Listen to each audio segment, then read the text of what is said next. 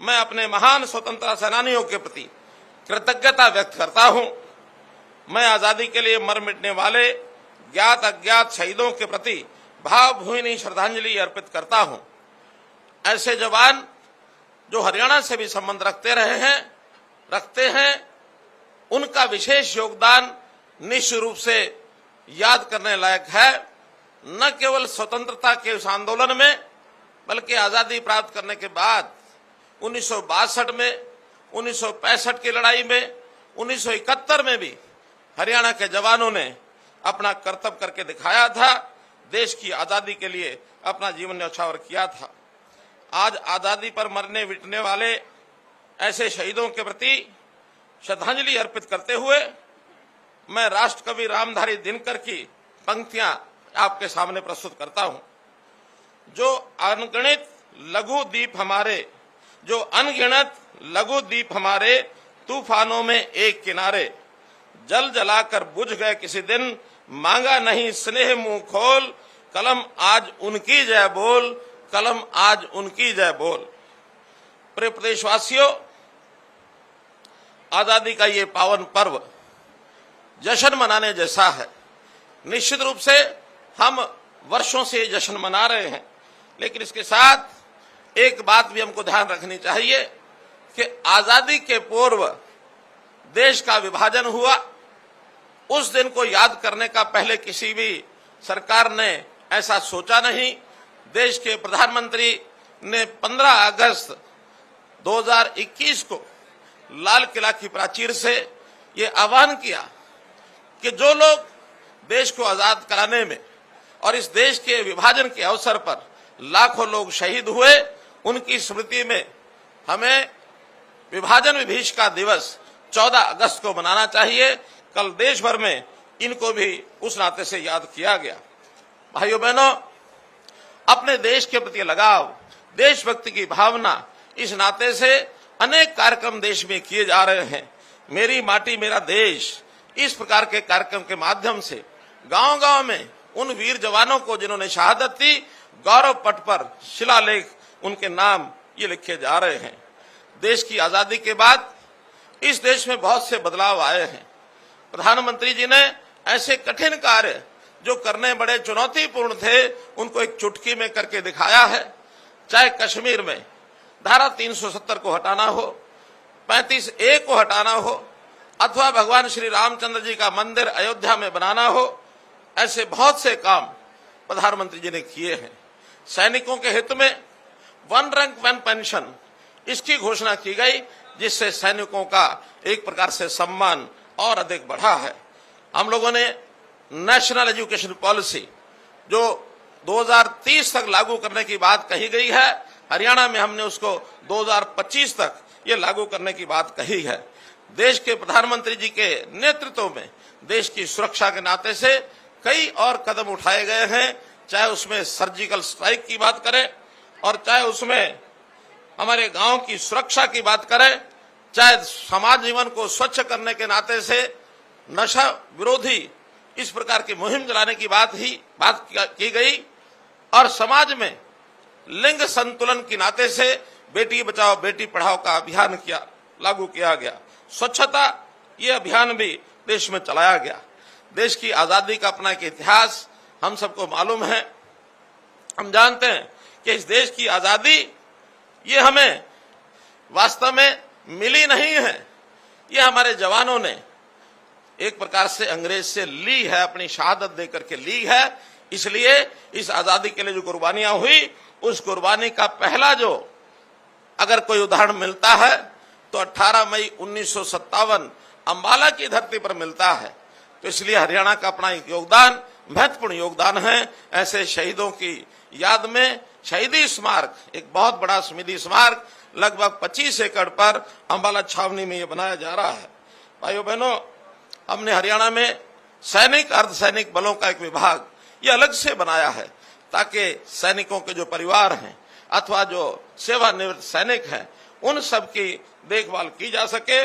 उनके लिए भी बहुत सी ऐसी सुविधाएं ये हमने उसमें लागू की हैं। भाइयों बहनों, आज ये 77वां स्वतंत्रता दिवस है। मुझे एक प्रसन्नता इस बात की आपको बताते हुए कि मैंने भी आज ये नौवीं बार और ये स्वतंत्रता दिवस का ध्वजारोहण हरियाणा की धरती पर किया है। मैं इस अवसर पर विशेष आनंदित महसूस कर रहा हूं। भाइयों बहनों, हरियाणा के इस फतेहाबाद जिले के भी आसपास के लोगों का बहुत बड़ा योगदान रहा है। हमको मालूम है धांगड़ गांव के 14 ऐसे जवान इस स्वतंत्रता आंदोलन में अपने जीवन की उन्होंने आहुति दी है, तो उनको भी मैं विशेष तौर पर श्रद्धांजलि अर्पित करता हूं। आजादी के बाद भी हरियाणा का योगदान इस देश के विकास में अत्यधिक रहा है। चाहे यहाँ का किसान हो, चाहे यहाँ का जवान हो, हरियाणा की अपनी महत्वपूर्ण भूमिका रही है। देश की मात्र 2% आबादी हरियाणा की, 1.3% हमारा क्षेत्रफल, लेकिन जहां तक सेना की सेवा यानी देश की सेवा में सेना का प्रश्न है, इसमें हमारी 10% का योगदान ये हरियाणा ने दिया हुआ है। इसलिए मैं अपनी इस भूमि पर, हरियाणा की भूमि पर गर्व करता हूं। हमारी हरियाणा की भूमि एक गीता की भूमि है। कुरुक्षेत्र में महाभारत के समय भगवान कृष्ण ने जीवन जीने का सार इस प्रकार का गीता का संदेश दिया, और उसी के कारण से हरियाणा आज भी अपने सद्भाव, भाईचारा, शांति, प्रेम, प्यार, इसके लिए जाना जाता है। पिछले 9 वर्षों के कार्यकाल का मैं कहूं तो समाज एक स्वार्थपूर्ण वातावरण में यहाँ रह रहा है। हमने हरियाणा में एक ये नारा सन 2000 में दिया था कि हरियाणा के सब लोग भाईचारे से एक साथ मिलकर के रहेंगे। इसी प्रकार से हरियाणा के समाज के लोगों की सेवा करना ये मेरा धर्म है, और इस धर्म के नाते से बहुत से हमने काम ऐसे किए हैं जिन कामों को लेकर के आज इस समय पर आपको याद कराना आवश्यक है। बहुत से सिस्टमेटिक चेंजेस, व्यवस्था में बदलाव ये हमने किए हैं। व्यवस्था बदलाव को स्वीकार करना थोड़ा कठिन कार्य होता है, लेकिन फिर भी हरियाणा की जनता ने उसको स्वीकार किया है, और आज इस समय मैं दावा करता हूं कि हरियाणा की जनता को जो व्यवस्था में हमने बदलाव किए हैं उसका लाभ निरंतर वो आज प्राप्त कर रहे हैं। आज हमने पंडित दीनदयाल जी उपाध्याय के बताए रास्ते, अंत्योदय के भाव से हमने काम करना शुरू किया है। ये अंत्योदय के नाते से हम हर व्यक्ति को लाभ पहुंचाने का, खास करके गरीब आदमी को लाभ पहुंचाने का जो बीड़ा उठाया है, इसको पूरा कर रहे हैं। पिछली सरकारें गरीबी हटाओ ये नारा हर समय दिया करते थे, लेकिन बड़ा कष्ट है इस बात को सोच करके कि कभी गरीबी हटाने का काम उन्होंने नहीं किया। हमने सारे समाज के सब परिवारों की फैमिली आईडी बनाकर एक एक व्यक्ति की, एक एक परिवार की पहचान की है। जो गरीब परिवार है उसके लिए सरकार ने विशेष योजनाएं बनाई है, और उसके नाते से ये जो अमृत काल चल रहा है 25 वर्ष का, इस अमृत काल में हरियाणा ने लोगों के जीवन को आसान किया है। हमने इस अमृत काल में 12.5 लाख नए राशन कार्ड बनाए हैं। 2010 के बाद अगर राशन कार्ड बने हैं तो 12.5 लाख एक साथ ये हमने हरियाणा में बनाए हैं। इस अमृत काल में हमने घर बैठे लोगों को 60 वर्ष की आयु के होने पर उनको घर बैठे पेंशन मुहैया कराई है। किसी को न दरखास्त देनी पड़ी है, न दस्तावेज देने पड़ते हैं, न दफ्तर जाना पड़ता है, घर बैठे उनको पेंशन मिलती है।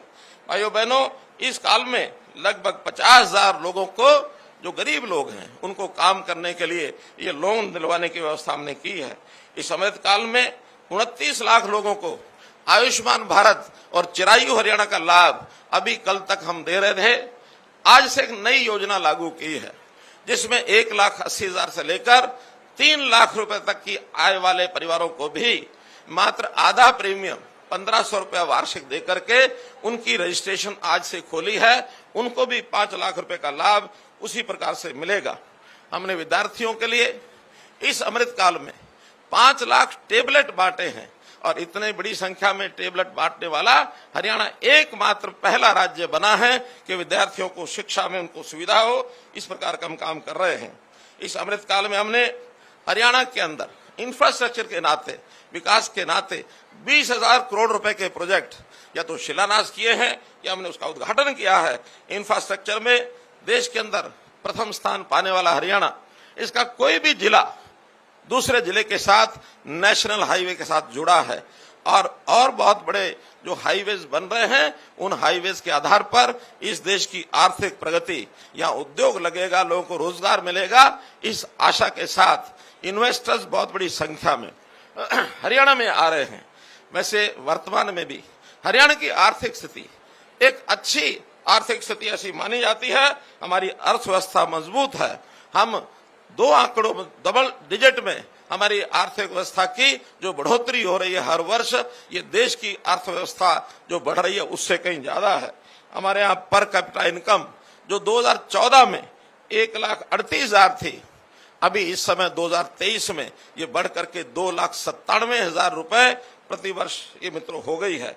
हमने इसी प्रकार से जो जनता के साथ बदलाव करने के लिए और जनता के साथ सीधा संपर्क लाने के लिए जितने पोर्टल बनाए हैं, उन पोर्टल की आलोचना बहुत हो रही है, लेकिन भाइयों बहनों ये पोर्टल ही हैं जिसके माध्यम से किसान फसल बेचने के बाद पैसा सीधा उसके अकाउंट में जाता है, 50,000 करोड़ रुपया, और हमने उनके अकाउंट में भेजा है। बुढ़ापा पेंशन ये इसी प्रकार का ये जो पोर्टल का ही कमाल है कि उसके खाते में सीधा 2750 रुपया और बैंक में जाता है। अन्यथा उस पैसे में चोरी करने वाले लोग या जो लोग मृत्यु हो गई जिनकी, उनका पैसा खाने वाले एजेंट ये भी मिलते थे। अब वो सब चीजें बंद हो गई हैं।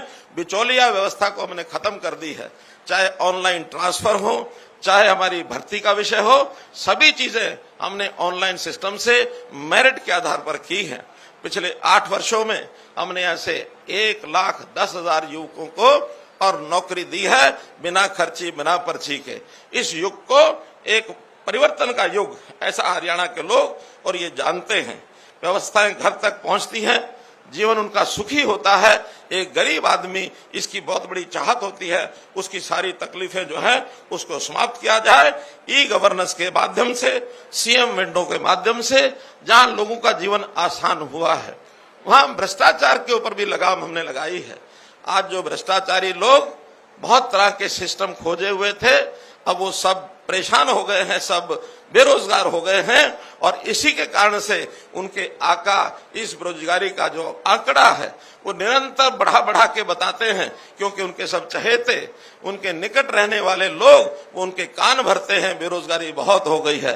वरना हमारे यहाँ काम करने की क्षमता रखने वाले हर व्यक्ति को, चाहे सरकारी नौकरी, चाहे प्राइवेट नौकरी, चाहे उसका स्वयं का रोजगार, इसके करने के अवसर ये हमको दे रहे हैं। गरीबों को सरकारी नौकरी में 5 अतिरिक्त अंक ये देने की व्यवस्था भी हमने की है, और इसके लिए बहुत से गरीब परिवार जिनके घर में एक भी नौकरी नहीं है, ऐसे लोगों को भी प्राथमिकता ये दी जाती है। बच्चों की पढ़ाई के लिए हमने एक चिराग योजना शुरू की है, जिसके अंदर गरीब परिवार के बच्चे यदि सरकारी स्कूल की बजाय प्राइवेट स्कूल में बच्चों को पढ़ाना चाहते हैं तो उनकी फीस ये सरकार अदा करेगी। मित्रों, भाई बहनों, इसलिए ये सब विषय हमने लागू किए हैं। जहां तक पेंशन की बात है, पेंशन के नाते से गरीब परिवार को तो पेंशन मिलती है। हमारी बहनें जो विधवा हो गई उनको पेंशन मिलती है, लेकिन एक मांग बहुत दिनों से उठ रही थी कि ऐसे पुरुष जिनकी पत्नी का देहांत हो गया उनकी भी कुछ मदद करनी चाहिए। हमने सोच विचार करके ऐसे जो हमारे विडोवर हैं, जिनको विधुर कहते हैं, ऐसे 40 साल से ऊपर के सब विधुर, इनके लिए भी पेंशन देनी शुरू की है। जो व्यक्ति किसी कारण से अविवाहित रह जाता है, पुरुष है अथवा महिला है, 45 साल की आयु के बाद उसको भी पेंशन का हकदार बनाया है, ताकि वो भी समाज में अपना सम्मानित जीवन ये जी सके। हमने किसानों के सिस्टम को ठीक करने के लिए मेरी फसल मेरा ब्यौरा ये एक पोर्टल बनाया है, जिसमें से हर किसान बता देता है कि मैंने कितनी जमीन पर कौन सी फसल बुआई की है, ताकि उस फसल की खरीद के समय किसी प्रकार की कठिनाई उनको ना आए। इसी प्रकार कल को कोई खराबा हो जाता है, उसको भी हम उसके माध्यम से भावांतर भरपाई योजना अथवा अन्य मुआवजा ये उसको दे सकते हैं। भाव यदि कम मिलता है तो भावांतर भरपाई योजना हमने फसलों के लिए, फलों के लिए, बाजरा के लिए, सूरजमुखी के लिए कई फसलों पर लागू किया है, और इस योजना से किसान जो है बहुत प्रसन्न है। इसी प्रकार हमने किसानों के लाभ के लिए जहां डीबीटी का पैसा उनको भेजते हैं, वहां पर भावांतर भरपाई योजना के साथ, मुआवजे के साथ मेरा पानी मेरी विरासत, इसमें भी 7,000 रुपया प्रति एकड़ किसान को दिया जाता है। डायरेक्ट सीडिंग ऑफ राइस, इसमें भी 4,000 रुपया प्रति एकड़ किसान को ये दिया जाता है। किसान यदि फर्द मांग की इच्छा करता है, उसको फर्द की आवश्यकता होती है, एक क्लिक में सीएससी पर जाकर और अपनी उस फर्ज जो है वो ले सकता है, जिसको लेने के लिए उसको महीने ये लगते थे। जैविक खेती को बढ़ावा देने के लिए हमने इसमें भी बहुत सी योजनाएं बनाई हैं, खास करके जो हमारा जो नैनो छिड़काव, ड्रोन का सर्वे, सॉइल हेल्थ कार्ड और इस प्रकार का जो हमारा केमिकल खादों से दूर रह करके अगर वो जैविक खेती पर आता है तो गाय पालने के लिए अनुदान, ये सब चीजें उनके लिए हमने की हैं। जहां तक उद्योग का विषय है मित्रों, उद्योग के नाते भी हमारे यहाँ उद्योग के लिए एक जो कार्यक्रम चला हमारा, जो हमारा ease of doing business, ease of doing business में भी हरियाणा जो है वो तीसरे रैंक पर आ गया देश में। इसलिए इन्वेस्टर्स, जो निवेशक हैं, उद्योगपति हैं, उनका उद्योग करने का मन हरियाणा में बाकी प्रदेशों की तुलना में हरियाणा उसको प्रथम पहल, प्रथम चॉइस ये उसकी बन गई है, जिसके कारण से पिछले इस कार्यकाल में 50,000 से ज्यादा लघु उद्योग वो हरियाणा में लगे हैं। बड़े उद्योग, मारुति जैसे उद्योग भी, जिनकी चर्चा हमेशा रहती है कि हरियाणा को छोड़कर कहीं जा सकते हैं, उनको भी अभी उन्होंने हमारा 1,000 एकड़ जमीन के ऊपर लगभग 20,000 करोड़ रुपए की लागत से नया प्लांट वो लगाने जा रहे हैं। तो मित्रों, ये सब बातें मैं इसलिए आपको बता रहा हूं कि हरियाणा की प्रगति पिछले 8 साल में जितनी हुई है, 9 साल में जितनी हुई है, ये पहले कभी नहीं हुई। हमने इन 9 सालों में हरियाणा के कांग्रेस के 10 साल के कार्यकाल की तुलना में विकास के काम डबल किए हैं और खर्चा उससे आधा किया है। करप्शन को दूर करते हुए इस आधे खर्चे में डबल काम करने का हमारा जो विषय है वो मैं आपके सामने रख रहा हूं। भाइयों बहनों, एक नई योजना हमने बनाई। गरीब के परिवार में यदि किसी की मृत्यु हो जाती है और खास करके अगर कमाने वाला कोई व्यक्ति 25 साल से 45 साल के बीच का आयु का व्यक्ति कोई चला जाता है, कारण कुछ भी हो, उस गरीब परिवार को हमने 5 लाख रुपया नगद उसको अनुदान एक प्रकार से देने की बात की है, ताकि उसके परिवार का गुजारा वो ठीक से हो सके। ऐसा भी हमने किया है। जहां तक शहरी और नगरीय क्षेत्र में स्वामित्व की बात है, ये स्वामित्व का विषय भी जिन लोगों के पास 50 साल से 60 साल से इससे भी ऊपर लोगों के पास नगर पालिका की दुकानें थी अथवा कोई ऐसी जमीनें थी जिसका उनके पास एक किराएनामे का या कोई भी सबूत उनके पास कब्जे का था, उनको कुछ राशि लेकर के स्वामित्व का अधिकार उनको दिया है। ऐसे ही गांव में लालडोरा, इस लालडोरा में उनके पास स्वामित्व का अधिकार नहीं था, हमने उसको खत्म करके और लाखों लोग परिवारों को उनकी प्रॉपर्टी, उनका घर मकान, उसका मालिकाना हक ये हमने दिया है और इससे भी हमारे लोग बहुत प्रसन्न हैं। जहां तक गांव के विकास की बात है, हमने 5700 गांव में फ्री बिजली नहीं कह सकता मैं, 5700 गांव में 24 घंटे बिजली ये हमने दी है। कभी किसी सरकार ने 24 घंटे बिजली का जो दावा कभी किया भी नहीं, और किया तो ज्यादा एक बार 125 गांव वो 24 घंटे बिजली पर आए थे। आज हमारे 80% से ऊपर गांव ये 24 घंटे बिजली पर आ गए हैं। 6000 गांव में हमने इंटरनेट व्यवस्था ये उपलब्ध कराई है। आज आईटी के जमाने में गांव के हर युवक को, हर नागरिक को इंटरनेट की आवश्यकता होती है, तो 6000 गांव में हमने ये भी उपलब्ध कराया है। गांव का कोई भी व्यक्ति अपनी मांग को ग्राम दर्शन के माध्यम से हमारे पास भेज सकता है, उसके विकास की कोई मांग इसको हम पूरा करते हैं। इसी प्रकार नगरों में भी प्रॉपर्टीज के झगड़े समाप्त करने के लिए हमने प्रॉपर्टी आईडी ये बनाने का जो काम किया है, इसमें थोड़ी पेचीदगियां आई हैं हमको, लेकिन उनको सबको दूर करने का हमारा संकल्प है। आने वाले कुछ समय में ये सारे जो प्रॉपर्टी आईडी के विवाद हैं, इनको समाप्त करके हर किसी को उसकी प्रॉपर्टी का सही, या तो मालिक है अथवा किराएदार है, उसका जो सही लेखा जोखा उसको मिल जाएगा। नगरों के चुनाव में एक बहुत बड़ा परिवर्तन हमने किया। जो हमारे मेयर चेयरमैन हैं, उनका सबका चुनाव पहले पार्षदों के द्वारा होता था, अब हमने उसको डायरेक्ट चुनाव किया है। इसके कारण से भ्रष्टाचार की बहुत बड़े एक सिस्टम पर ब्रेक लगी है। शहरों में भी नगर दर्शन ये हमने शुरू किया है। स्मार्ट सिटीज कई स्मार्ट सिटीज में विशेष ध्यान देकर के उनका जो हमने विकास किया है, चाहे वो गुरुग्राम है, फरीदाबाद है, करनाल है, पंचकुला है, ऐसे शहरों पर विशेष ध्यान दिया गया है। आने वाले समय में और भी शहरों को उसी तर्ज पर एक विकसित करने के नाते से योजना बनाई जाएगी। स्पेशल डेवलपमेंट अथॉरिटीज, चाहे गुड़गांव में जीएमडीए हो, फरीदाबाद में एफएमडीए हो, पंचकुला में पीएमडीए हो, और इसी तर्ज पर आगे हम हिसार में भी हिसार म्यूनिसिपैलिटी डेवलपमेंट अथॉरिटी ये भी बनाएंगे। तो इस नाते से उनको काम करने का एक स्वतंत्र अवसर मिलेगा। जहां तक सुरक्षा का विषय है, हमारी पुलिस ऐसी है कि जो बहुत बदस्तूर लोगों की सुरक्षा करने में सक्षम है। और इसमें हमने विशेष प्रावधान जैसे 112 की व्यवस्था की है। उसमें हमारी जो गाड़ियां किसी को संकट पड़ने पर अगर उसको एक पैनिक बटन दबा देता है तो एवरेज 10 मिनट के अंदर कोई भी पुलिस की गाड़ी उस टुकड़ी के साथ वहां पहुंच जाती है, उसकी सुरक्षा करती है। महिलाओं की सुरक्षा के लिए महिला थाना, और ऐसे ही साइबर क्राइम जो बढ़ गया है, हर थाने में हमने और साइबर डेस्क ये बना दिए हैं। कुछ जिलों में साइबर थाने ये भी बनाए गए हैं। पिछले दिनों में हरियाणा के एक क्षेत्र के अंदर साइबर क्राइम का बहुत बड़ा एक नेटवर्क जो बना हुआ था, उसको हमने तोड़ा है।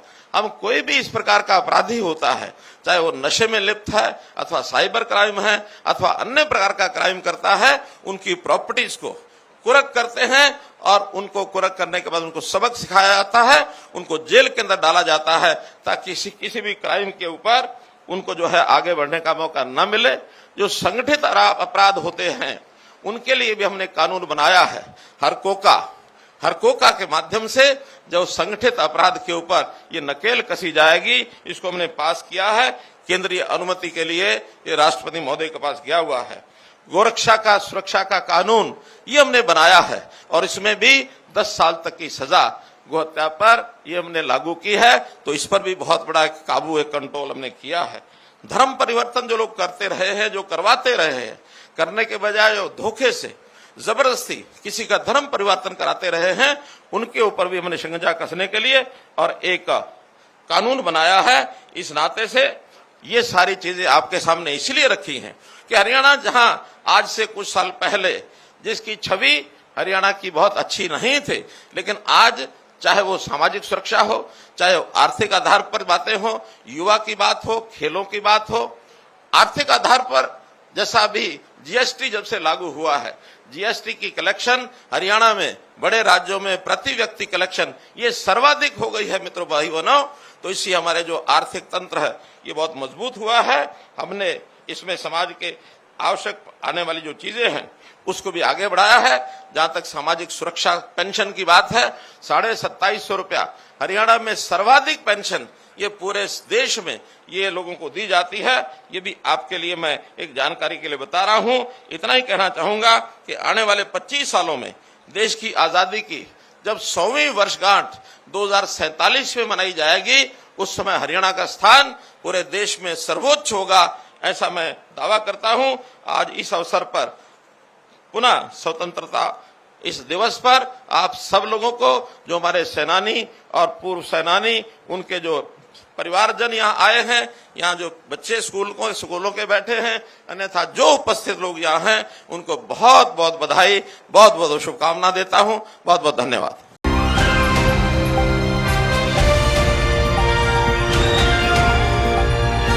दिल्ली, हरियाणा, उत्तर प्रदेश, राजस्थान की हर खबर के साथ देखते रहिए न्यू इंडिया न्यूज नेटवर्क।